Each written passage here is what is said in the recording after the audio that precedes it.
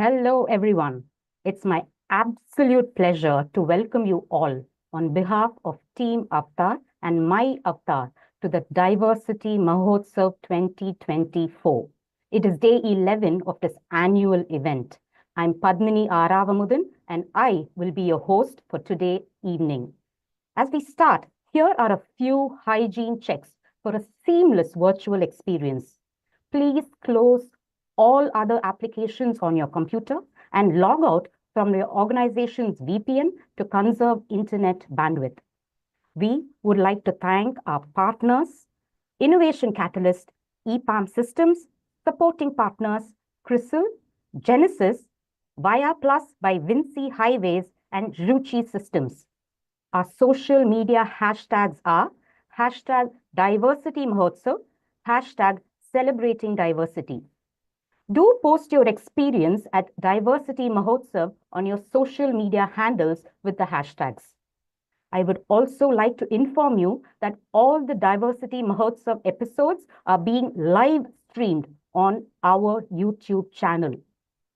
You can watch the Diversity Mahotsav live on YouTube.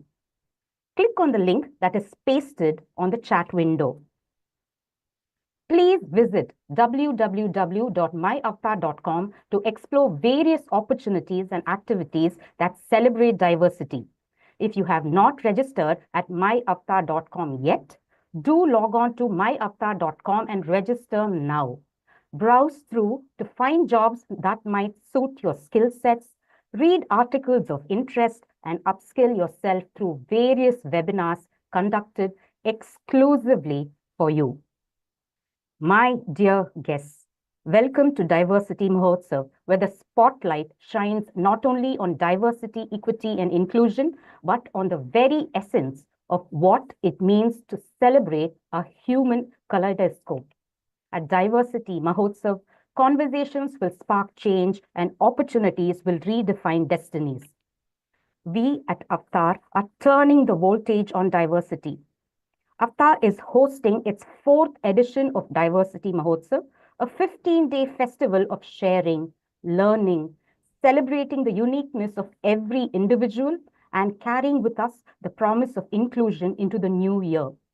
Hosted on myavatar.com, Avatar's #1 diversity hiring portal is one of its kind initiative. It aims to look for multi-pronged strategies to explore the world of opportunities out there for diverse groups. Diverse in its approach with experiential sessions, success stories, and skill-building workshops, it recognizes that one size doesn't fit all and that there is need for different levels of intervention.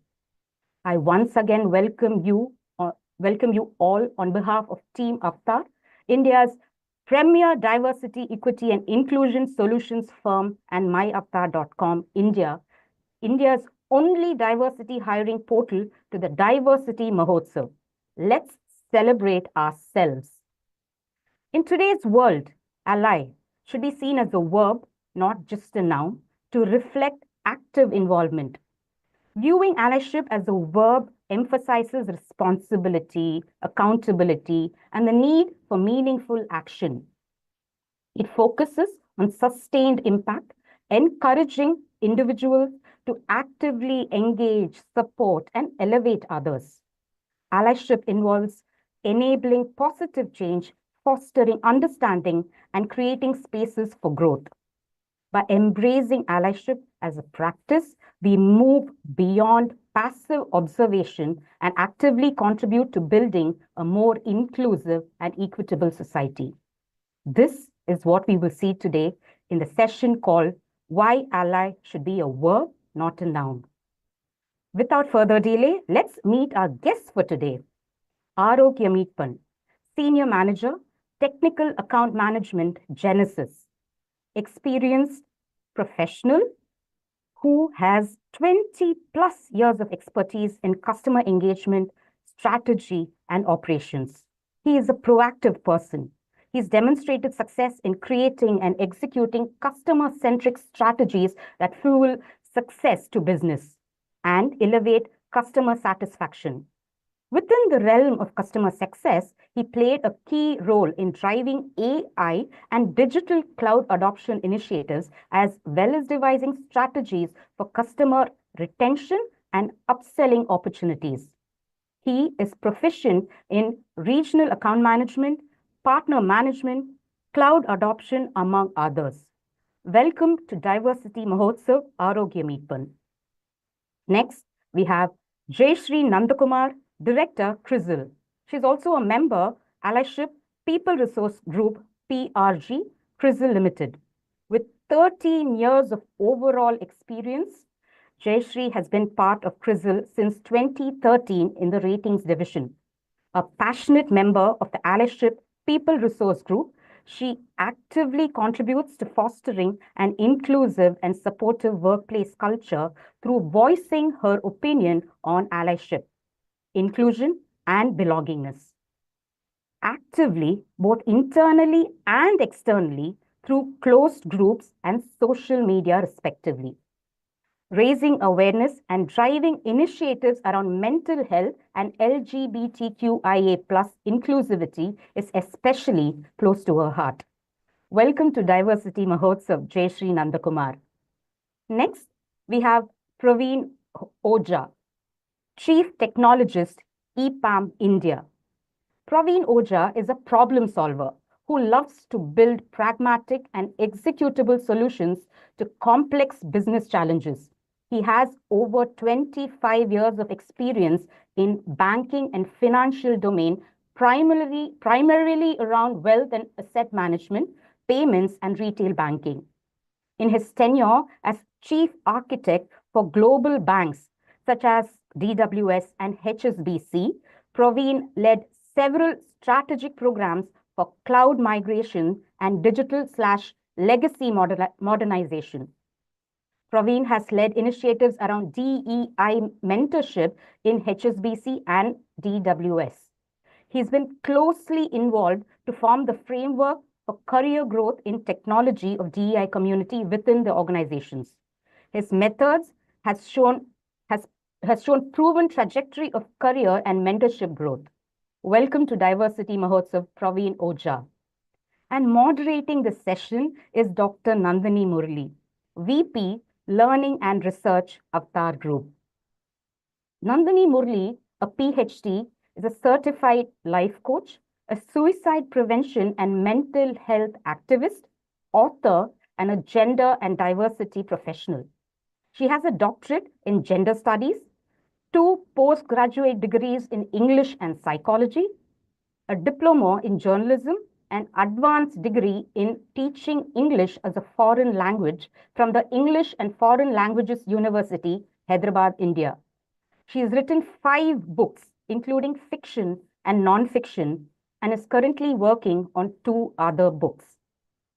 Welcome, Dr. Nandini. I now hand over the stage to you. Thank you. Thank you, Padmini. Hello, everyone. Good evening and welcome to this session, Why Allyship Should Be a Verb and Not a Noun. Let me set the context before we plunge into the session. This title challenges us to rethink allyship, not as a static label or as a badge of honor, but as an ongoing, intentional, transformative practice. In today's workplace, allyship has the power to drive real, meaningful changes by fostering inclusive cultures, amplifying marginalized voices, and creating spaces where everyone feels empowered to thrive. But allyship requires action. It calls for courage to speak the truth, even when it is uncomfortable, the humility to own one's mistakes and learn from them, and the ability to center others over self. In this session, let's explore what it truly means to be an ally. We are joined by a stellar panel who will share their insights and experiences on the how and why of allyship. Let's deep dive into critical conversations about turning intent into impactful action. Our first question is for all panelists. This one centers on the theme of action over intent. Allyship is often reduced to good intentions.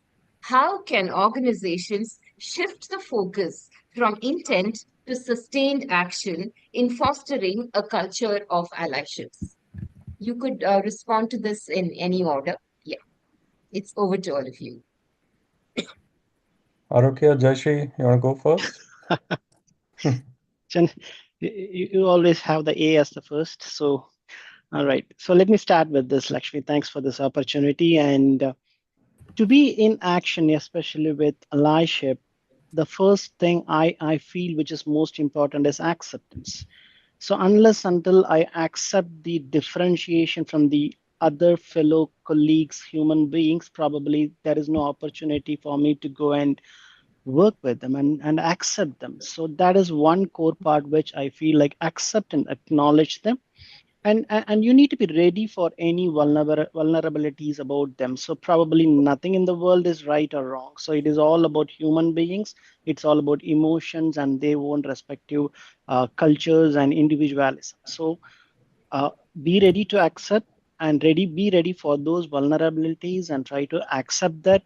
And one step I would say on accepting this allyship is try to be consistently move on your goal. There is always an opportunity of learnings and experience that you gather along the way.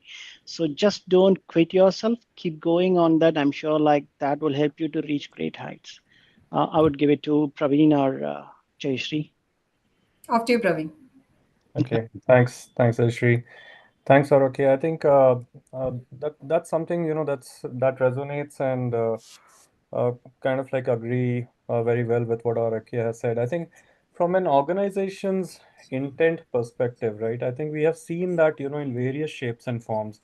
I think what I've seen really sometimes lacking or sometimes where we need to focus more is where you need to have a uniform understanding of the depth with at which this needs to operate, allyship. And that's where you'll see that organizations sometimes come up with a lot of tokenism, if I may use that word, wherein you would see that the intent is there, they would want to make a difference, but then the business pressures, this whole relentless profitability and the run behind, ensuring that we are able to meet the numbers and pressures that sometimes the intent remains an intent and on paper results into something which is a little more lackluster, if I may, or even if it is there, it does not give you the desired output at what we, at the outset, what we had desired for. So I think it's important that, this, as Arokya said, you have to continuously ensure that from a leadership perspective as well, you keep reiterating this fact, right? You need to have the evangelisms to be around. You need to ensure that, you have a mechanism in place where you vet your current ways and see the outputs. And we'll talk about, in terms of, what those outputs could be. But I think, regular trainings on DI, ensuring that, the human aspect, what Arokia pointed out, people understand that, right? So they have kind of like developed a connect with, in with respect to, from a human being to human being, how we differ and diverse, and what does that really mean? So, you'll have more and more participation as well as understanding of the marginalized group, as well as, the dominant group has a more structured responsibility towards actually coming up, in the framework and the role of allyship. That's my take. I mean, Sure. I think very valid point by both Arok and Praveen. We spoke about understanding, setting goals, and put a mechanism around it, and then measure the whole thing. My take is that see, being ally, being part of a people resource group, and putting my views on social media, putting my beliefs in forums. I think that's a lot easier. It's a very it's a lot easier when I operate in smaller forums and communities and put it online. But when it comes to the time to act, I think that is where one will have the real barriers. So in most times, people might want to choose comfort over confrontation. I think it's important to understand that good intentions alone will not make a change. Action brings change. So, one question to the audience: do you think all people in an organization will have a inclusive mindset or communication? See, even if the organization has the strongest and the best of practices, and framework for DEI and allyship, do you think there will not be any exceptions? Do you think all employees will be in alignment? I don't think so. So let me give you an anecdote. So there is this person who belongs to the LGBTQ community, and he's still struggling his way coming out. So I will refer to this person as the employee. Now, there is a small group of people chatting in the office cafeteria, and most of these people are his peers, and a few seniors are also there. So this person is like the junior most in terms of experience, etc. So there is one person who's quite senior, a person who can determine somebody's career in the group, and I will refer to this person as the senior colleague. So this person is quite known for his outgoing nature, etc., and he's a good friend for most of the people in the group. And there is a moment when this person makes a very insensitive remark about a minority community, and he laughs loud. Moment he's doing that, everybody else in that group knows that something is not right about the joke. It's not a sensitive one, it's not an inclusive one, it's a very offensive one. So everybody's laughter goes into a very awkward smile, and then people become silent, but nobody has the guts to talk against that person because he's a very senior person. Now this employee, the moment he understood that particular joke and he knew it was very offensive, immediately snaps and he gives an emotional reflex. I mean, he's not in control. He's not able to hold his emotions. So he's expressing his displeasure and he just storms out of the place. So this was more like a reaction than a response. He did not think about it. So after he leaves that place, now there is a lot of fear, and because he's spoken something like this to a senior. So this person is a senior. Should I have been more discreet with him? Should I have been more polite with him? Should I have remained silent at all, not voiced out at all? And he thinks whether my career is at stake here. So many things in this person's mind, and there's a lot of fear and thinking over and over again particular day. But I think days later this person forgets about the incident and goes back to normal work. Now tell me, so if this particular person, let me say he's the receiver in that particular situation, after that incident still has a great career in the organization purely based on merit, and this particular incident, he was able to fearlessly escalate to somebody in the PRG group or the allyship group, supportive group within the organization. I think that is the ammunition an organization has given him. So, in case he's lost his job because of this particular incident, then I think he's not at the right place. So, this is what great inclusive places do, other than trying to just protect you. They simply stand by you when you put up a fight against non inclusion, insensitive, and inequitable practices. Nothing happens to your career in a great organization when you resist the not so right attitude. So, for example, in a place like Crystal, we set up when we wanted to formalize the whole thing, we set up a DI task force, and some of the key recommendations was to have an exclusive learning platform only to create an inclusive workplace. It was a training platform which talks only about allyship, DEI, LGBTQ plus, what are the nomenclatures, all of that. So we had a strong foundation in understanding the whole thing, and then we built it with mentoring workshop and participating in a lot of diversity months, walkathon, etc. All these initiatives, I think we saw stock improvement, and we have a great workforce. So I think so that's how you transition. And all said, I think organizations keep doing their part, but I think as employees, as friends, as citizens, as allies, it's our responsibility to create extremely safe workplaces for people around this. So it's just binary, it's safe, it's not safe. There's no spectrum for safety. So be very mindful about the cafeteria talks and jokes about particular community. I think it's all about the ammunition an organization gives. So that's my view about this. Thank you. That was a great way to begin. I just loved the perspectives that emerged, right from acceptance to tokenism, the difference between impact and intent, and the pitfalls of performative allyship. Our next question is on the theme of taking on the struggle. This is for Arogya and Praveen. Allyship requires speaking the truth and taking on the struggles of others. Can you share personal or organizational examples of what this looks like in practice? Yeah. So Araki, I'll go first on this. Yeah. Maybe, so See, a lot of examples. I mean, like if you have the keen eye to basically be, signed up into allyship, and then you have a kind of a thought process which is there to help people who you think, would require the kind of support or the network within the organizations. I think every organization, no matter how good they think, they are doing on the DI first, have got a lot of headroom for improvement, right? With respect to and I'll come to the practices and policies, but just a few examples. So I come from a highly technical area, right, which is around the solutions architecture, right, which is talking about AI, which is talking about cloud, software engineering, core engineering practices, cyber security, and all that, right? So I see that, a lot of colleagues of mine, now it's not purely on the gender side of things, when you're talking about DEI, but a lot of, the organizations, you will find that, when it comes to architecture, when it comes to core engineering or technical fields, we don't have a kind of a environment which is very conducive for the adaptability of, say, the female talent within the organization in these areas. Of course, there is ample opportunities, when it comes to project management, the people handling skills and stuff. But when it comes to core engineering, and I believe uh, that it's a kind of a flaw that we need to fix, from an organization standpoint. So I have seen the struggles, when I have been leading the mentorship, programs, and I had a couple of, my colleagues, who registered and signed up to me being their mentor. I found that, it was getting reduced to the whole mentorship program was, well, from an inclusivity perspective, was like a tick in the box.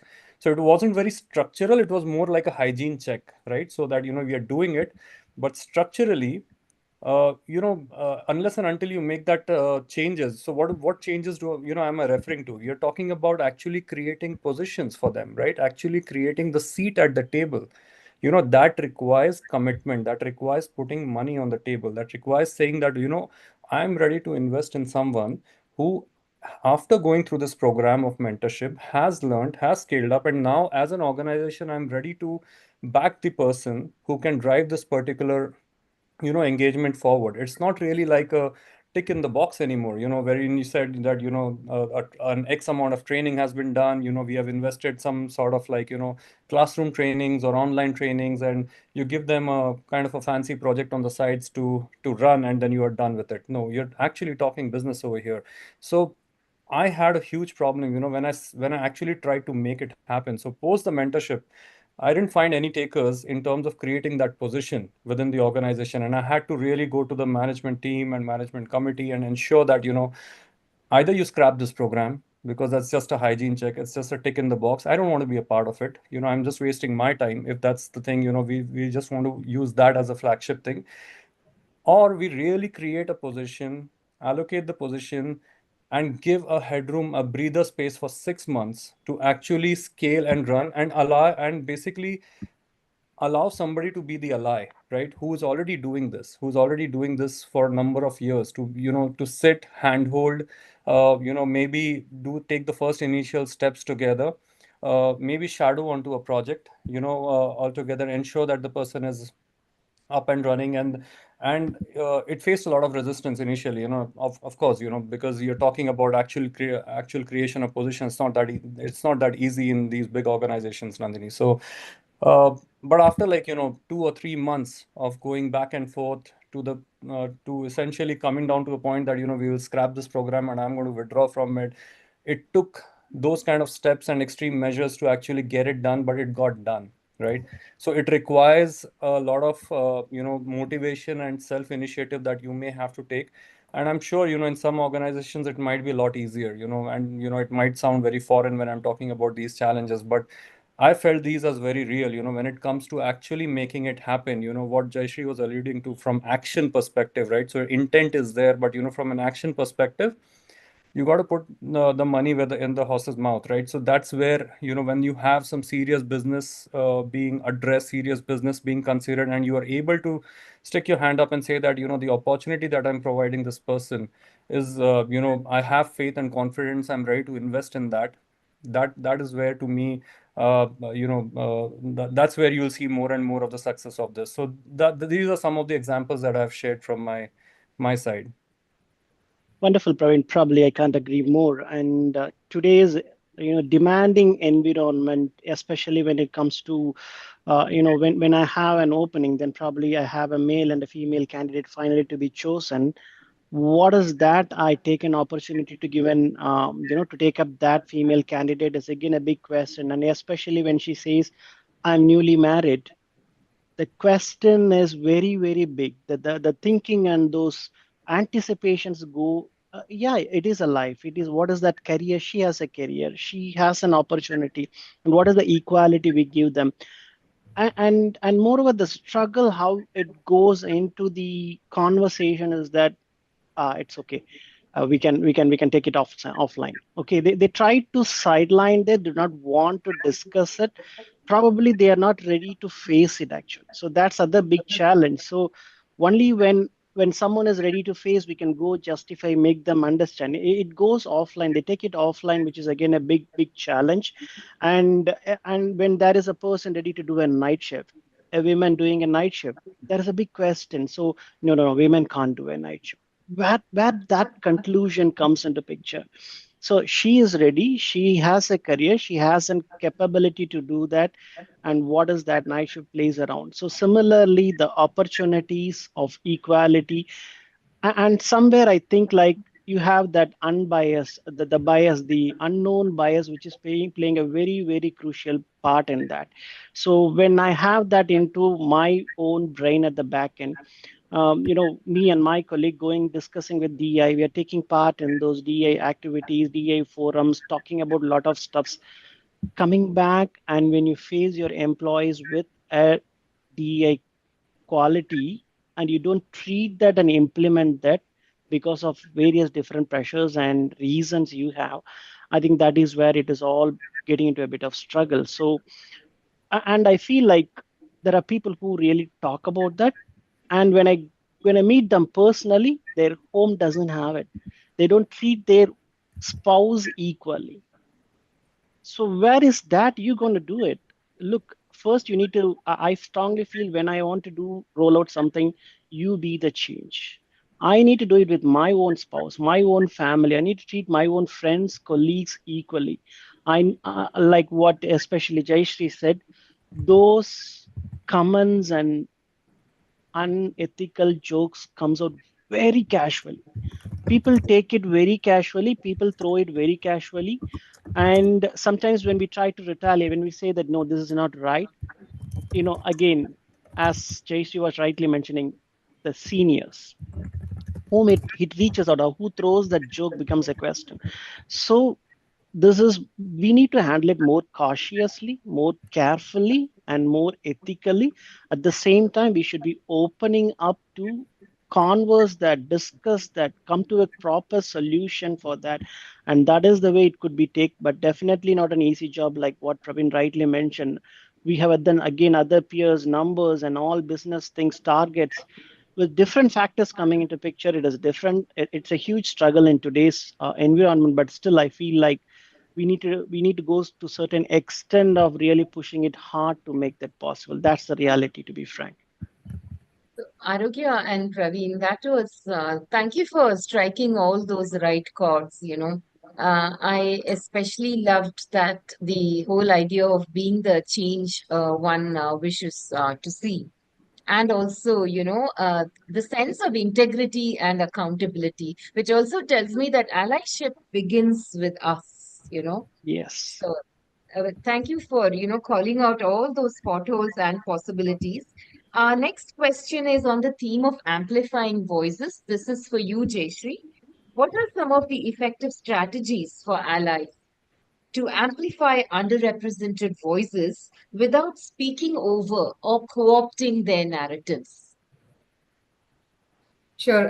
Thank you for that. I think it's a very relevant question from the DI perspective, allyship perspective. So at times there is a tendency to dominate and take control of a discussion, typically when you come from a position of power.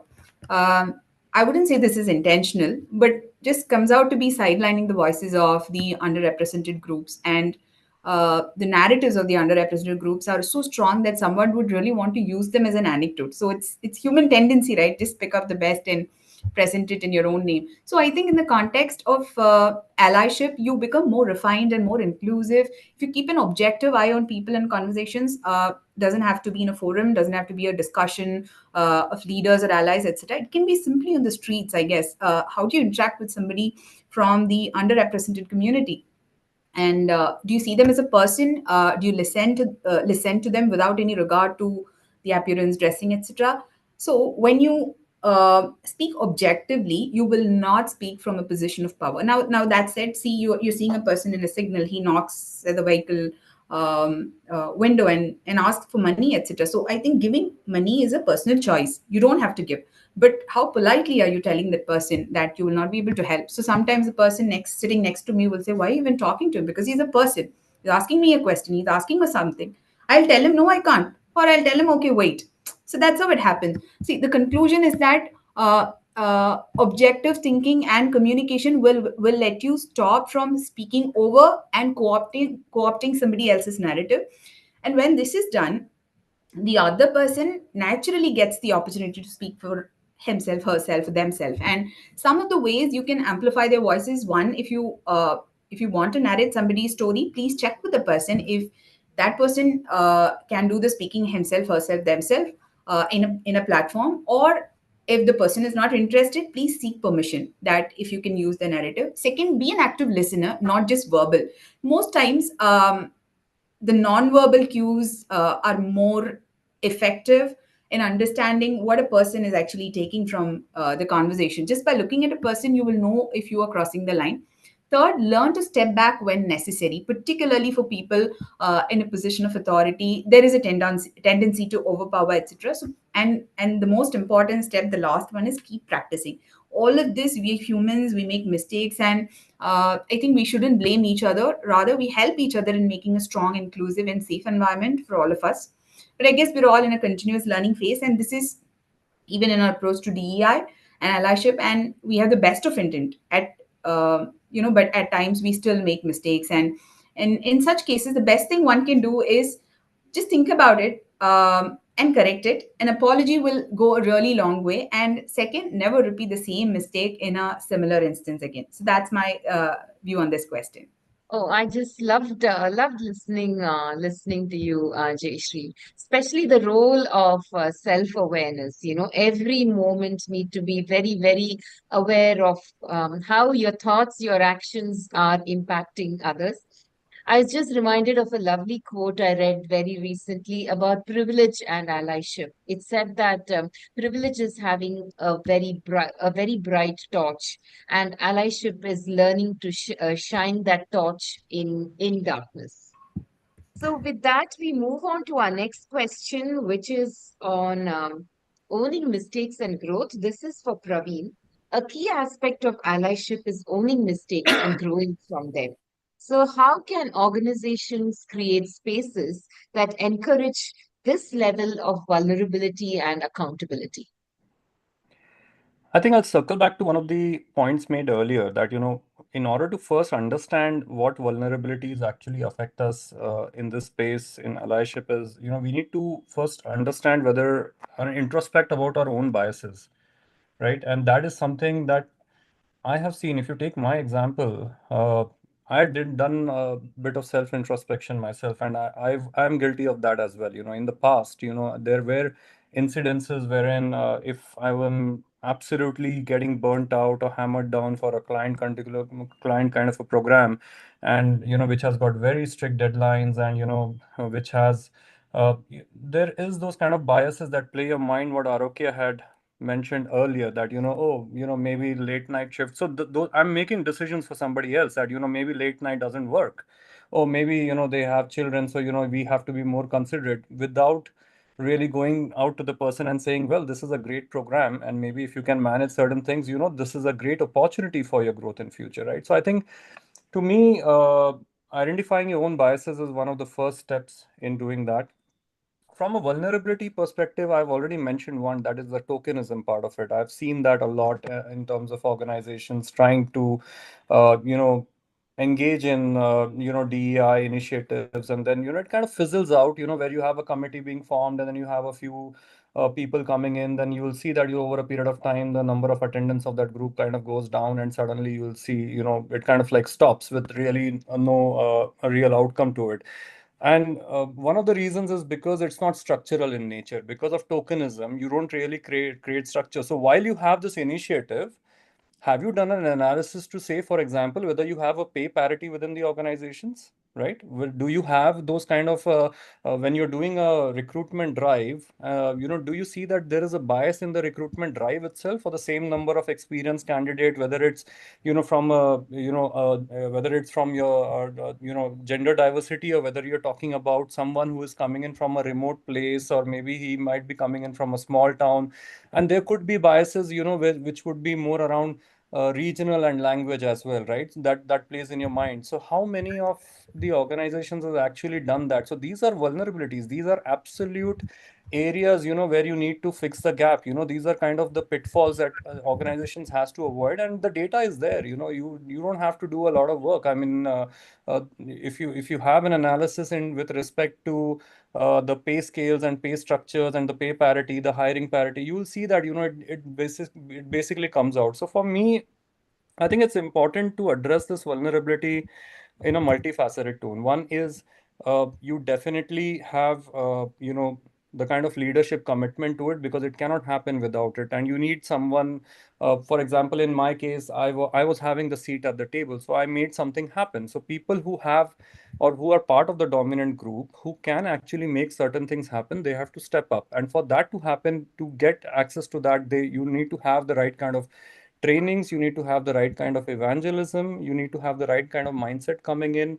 The kind of KPIs and KRAs associated with this activity has to flow into the whole system. And I've seen a lot has changed. So I won't say that the picture is really grim, because whatever I see, it's getting better and better every year that I speak. So you have more and more people, I mean, who are much more aware of how this has to be progressed. And the second part I wanted to really interject on, and then in the vulnerability part, is the intersection of DEIs as well, right? So you have maybe a male candidate who is from a remote town, right, and who has certain limitations when it comes to your communications, or from your region, and you will see that those biases kind of like is very heavy. And then to the point that was being spoken earlier, it would be a very casual comment with respect either to the accent or to the ability, but what it really impacts is it creates a persona, right? Wherein this person cannot be given, for example, a client facing role, or somebody who will not be able to do the comms. And you're basically limiting of the opportunities that the person might otherwise have got, right? So vulnerability again. So how do you ensure as an organization that you don't fall prey to this, and you're still able to harness the softer skills and ensure that you are able to provide the necessary kind of support for that person? Because the base and primary skill is there, right? We are all talking about satellite skills, just to make sure that if you are being able to provide that, you're not asking the others to run slow in the race, right? You're saying that I'm going to equip you so that you can run faster and you will be able to compete in the market. We are not asking that in order for the other person to win, everyone else should run slow. I don't think that. I think that's a self-defeating purpose, right? So this is where I feel from an organization perspective, they have to focus on. And I think another aspect is the tokenism has resulted into this becoming a kind of a promotion gimmick. Not a lot of thought is being put into it. Okay, so you go ahead and promote it, but then what? Where is the structure? What is the definition of the role? How are you enabling success and ensuring future growth, not just point in time growth, right? So a promotion is always point in time, right? So today you get promoted, but how are you being enabled so that in the future you are basically going to have that incremental knowledge built, and you're part of the mainstream, wherein you will now be able to compete just like anyone else, and continue to grow, and not really. So I think these are some of the really big vulnerabilities and pitfalls that I see, that we should. But The good part is at least it's happening in some shape and form. We can always pick holes and say that, okay, what needs to improve? And I think that is also very important, because if we have those kind of debates, then we are, we have this circular loop, feedback loop going in, which will again try to improve and, better the kind of processes that would definitely come in. So that's my take, Nandini. Thank you, Praveen, for shining the spotlight on vulnerability in the context of allyship, calling out biases. I read somewhere that if it said if you have a brain, you are biased. But what really, really concerns me is the way biased behavior, biased attitudes are so normalized Yeah. that, yeah, that it just goes unquestioned. So, and my next question is for both Arogya and Jayshree. This is on teaching, on the theme of teaching allyship. How can leaders and organizations build allyship as a core competency in the workplace? And what are some of the practical steps for training and encouraging allyship across levels? Shesh, you want to go? Yeah, sure. Um, so I think this is a very beautiful point. I am personally not for a rewards and recognition program for allyship or DA activities. Allyship should be something which is intrinsic, not transactional. So when you ask organizations, building allyship is a core competency. I think it's a great strategy to build inclusive workplaces. But I think it's not a one shot. It's a process in itself. I think some of it was covered by Praveen earlier. See, the first would be education and training. Most of the people may not have a context, so we need to set the context first. We need to keep educating people on the basics, and we all come from different cultures. We are social animals. um, uh, there is a book, the Sapiens, which says humans are inherently biased and prejudiced. But I think as we are becoming more socially refined, we should grow out of that prejudice, and we need to work on it. Anything needs to be worked on, and start seeing things objectively with no barrier in mind. And so for that, I guess regular trainings will serve as regular reinforcement to employees, keep reminding them, and at some point of time it becomes a practice. I mean, they become uh, more inclusive. So after platform is set, I guess, with enough outreach, etc., then I think it's the time to set the goals. So, setting goals, I'm not an expert here, but my view is that include allyship behavior such as advocating for equity, speaking up against biases. Then, people who mentor underrepresented colleagues, this can also be part of the goal sheet. And also, there can be a scoring from the team or stakeholders on inclusivity and equity as part of the KRA evaluation. This is more like a 360-degree feedback. So these are just thoughts, but I think it will vary with the organization, the nature of organization, the kind of diversity they have, etc. After setting goals, I think next will be to integrate this as a part of the leadership development program as well. I think leaders are people who employees look up to. Their behaviors are typically very contagious, and most times we see some of the buzzwords, catchwords, etc. The style hacks are all coming from the leaders to the levels below. So it's very important to integrate this into leadership development, and any process needs continuous evaluation. So I think the only way is to measure, evaluate, see how this has been effective. So I think in CRISIL, we have an internal employee engagement scoring, a survey that covers various aspects of DEI along with a qualitative feedback. So this helps leaders to work on the pain points, etc. So, to answer the second part of the question, I think some of the effective training methods could be one, objective evaluation of situation and conversations, which will help me throw out the biases away and respond and help me respond in a situation from a person to a person. And second, make people understand the differences and the difficulties of the underrepresented through focus groups, storytelling, etc.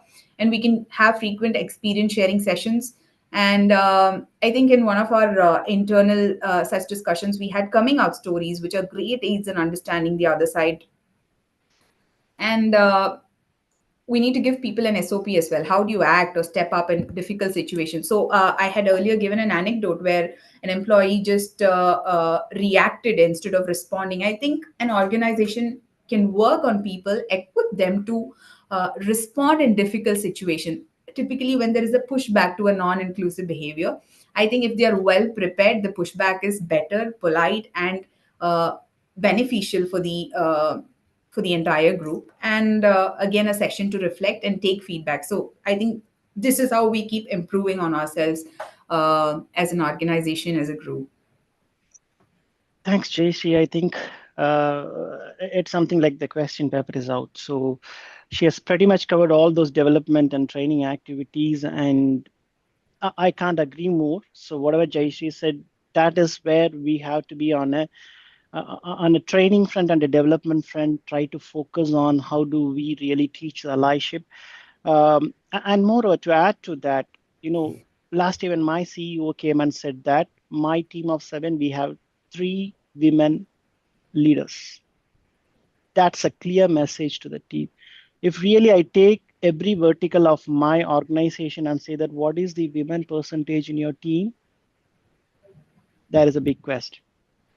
What is that practicalized? And then I had to go and say that, look, in my team of this numbers, I have 50% of women. So today, in Genesis, we started with, I think, like 18 and 19, and today we are like 35, 36. We are increasing that women roles and organization, the leadership. And sometimes we come out saying that, this is exclusively for women recruitment. So we are trying to see like how best we can incorporate those. Number one. Number two is, on a personal front, when I was talking to another fellow manager and asking, like, we have been doing so much of DI activities. What is your take? She was thinking, what was that I was not able to collect immediately? I told, we did a PCOS training for all women. We brought all the spouse, and we really conducted some tests, and then we were helping to understand what are those challenges of women on PCOS, and especially working women. We have brought in the transgender equality programs. We have brought in lot of programs. I thought those were women empowerment. So the understanding of an employee about how do they take it up is again becomes a big question. So putting in a lot of efforts, the way they take it, they take it like a CSR activity and women empowerment activity rather than understanding this is a practice that needs to be inculcated in every organization and environment. So it is that how do we really put that into the mindset of every employee and the leadership is a big question. As pretty much on a documented front, on a training front and development front, what JC said was 100% true. And an individual front, I think the leaders, the site leaders, your managers, they should step in first. Is my thought. Just go retrospect. What is your team? How much equality you are given? That is today's those joining formats and entries. We see that what is your he himself, or you are a what is your cadre of LGBTQ. So are you willing to take that person? Are you willing to recruit that person? So what is that type of learning and teaching you are making to your organization and your respective department is a big question. On other front of curriculum development and training, what JC was perfectly fine. And on a personal front, I feel like you need to, as an individual, step up, be an example, be a leader, lead it front. Up front, you show yourself as an example. I'm sure like those teachings are still going to be more effective and stronger and really going to make people to adapt there in their respective ones. So that's my take on that, Lakshmi. You're on mute, Lakshmi. Thanks, both of you, for those very pragmatic strategies to embed allyship into the DNA of the organization. Our last round of question focuses on the impact of allyship. This is for anyone who wants to respond. Allyship is often intangible. So, how can companies measure the tangible changes and impacts that allyship drives, particularly for underrepresented talent like persons with disabilities and people who self identify on the LGBTQ plus spectrum?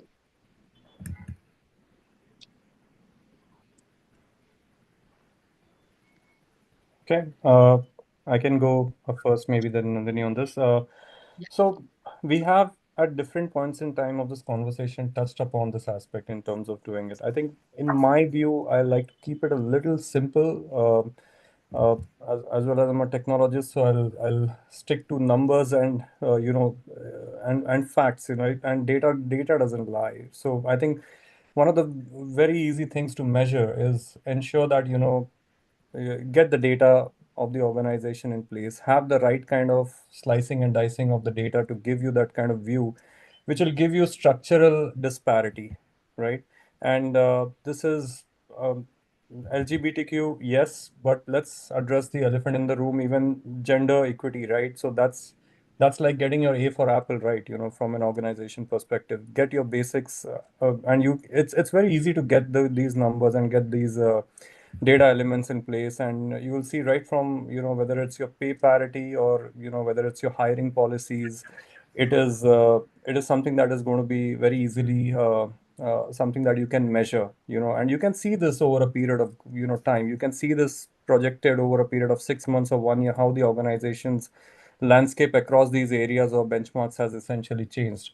And as far as allyship is go, I think allyship is very magnetic in nature. In my view, I've seen if I, come out as an ally, I kind of seek, I'm sought by people who think they need to be heard, right? So in an organization, whether it's my team or not team, if I'm there on the floor, I think that is something which comes very naturally to people, right? So I think there's no, it's intangible, right? So, I really can't say how to measure that. How many people come to me or get it right is not the right metrics to measure it.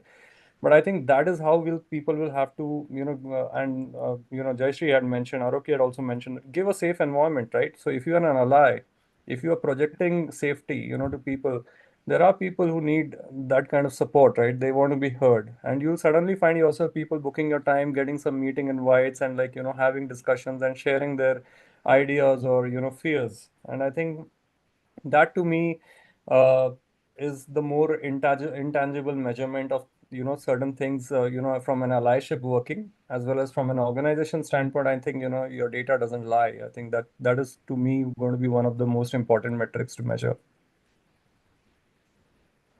Awesome. I would go then. So probably I feel like, as Praveen also mentioned it, we need to have those datas in hand, and we need to see like how we bring in, and one big thing is the gender equality. So bringing those gender equalities, try to find ways that how can we incorporate those neurodiversities or other related people who can be incorporated into the organization. Maybe you need to find how do we find opportunities for them within our organization. There is nothing saying no. There is always an opportunity, always a way. You have a will, you find a way. So those type of incorporations, and then trying to always create a environment to first speak out.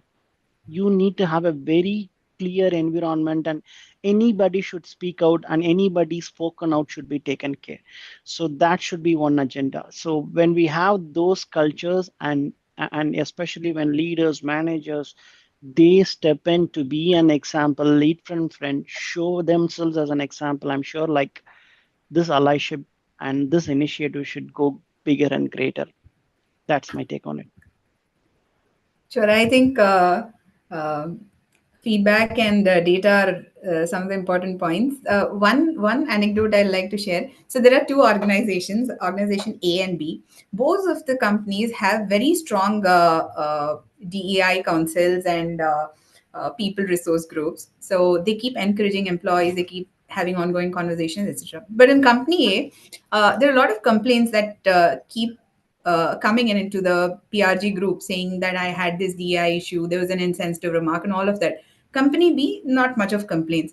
So, from a data perspective, I guess company B is better because there are no complaints. But my view is that company A is more healthy. People do not fear. People are ready to come and talk.